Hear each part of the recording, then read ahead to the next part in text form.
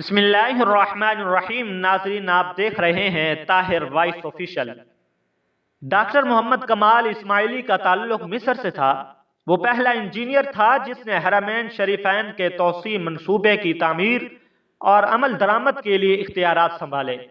اس نے شاہ فہد اور bin Laden company کے بار بار اصرار کے باوجود ڈیزائن اور نگرانی کے لیے کسی قسم کا معاوضہ لینے سے انکار کر دیا اور کہا کہ میں 2 مقدس مساجد کے کاموں کے لیے کیوں معاوضہ لوں اور قیامت کے دن اللہ تعالیٰ کا کیسے سامنا کروں گا۔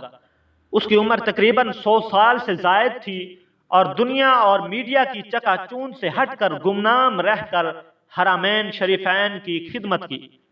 اس عظیم آدمی کی حرمین شریفین میں نصب کیے گئے سفید پتھر کے حصول کی بھی دلچسپ کہانی ہے۔ یہ وہ پتھر ہے جو حرم مکی میں مطاف چھت اور باہر صحن میں لگا ہے۔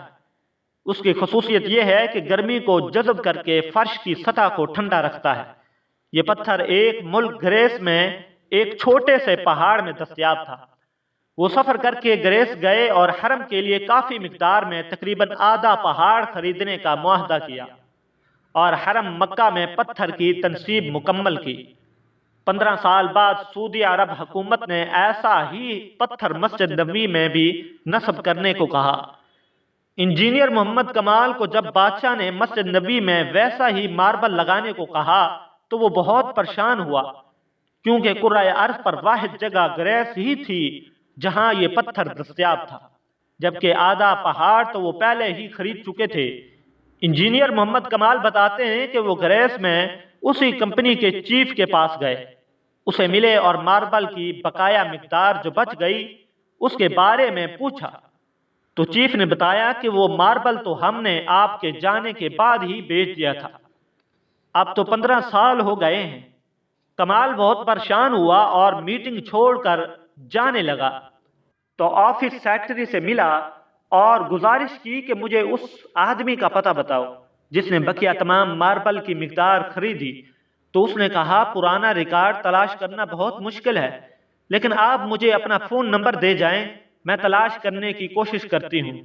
اس نے اپنا نمبر اور ہوٹل کا پتہ دیا اور اگلے دن آنے کا وعدہ کر کے چلے گئے۔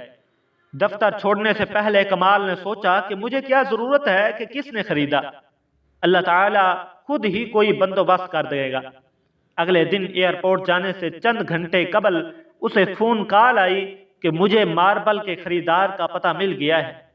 اب وہ بہت آہستہ رفتار سے دفتر گیا کہ اب کیا کروں گا خریدار کے ایڈریس کو، کیونکہ اتنا لمبا عرصہ گزر گیا ہے۔ کمال دفتر پہنچا تو سیکرٹری نے کمپنی کا پتہ دیا جس نے ماربل خریدا تھا۔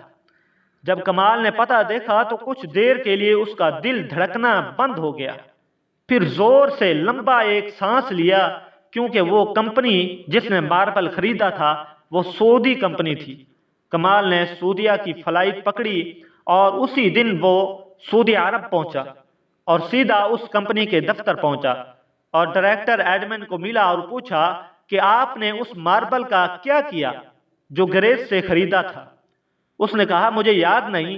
پھر اس نے سٹاف روم سے رابطہ کیا اور ان سے پوچھا کہ وہ سفید ماربل جو گریس سے منگوایا تھا کدھر گیا، تو انہوں نے کہا کہ وہ ساری مقدار موجود ہے اور اس کو کبھی استعمال نہیں کیا گیا۔ تو کمال ایک بچے کی طرح رونے لگا اور کمپنی کے مالک کو پوری کہانی سنائی۔ اس کمپنی کے مالک کو بلیک چیک دیا اور کہا اس میں جتنی رقم بھرنی ہے تم لے لو، بھر لو اور ماربل تمام مقدار میرے حوالے کر دو۔ جب کمپنی کے مالک کو پتہ چلا کہ یہ تمام ماربل مسجد نبوی میں استعمال ہوگا تو اس نے کہا میں 1 ریال بھی نہیں لوں گا۔ اللہ تعالیٰ نے یہ ماربل مجھ سے خرید کرایا اور پھر میں بھول گیا۔ اس کا مطلب یہی تھا کہ یہ ماربل مسجد نبوی میں استعمال ہونا ہے۔ یوں مسجد نبوی میں یہ پتھر استعمال ہوا۔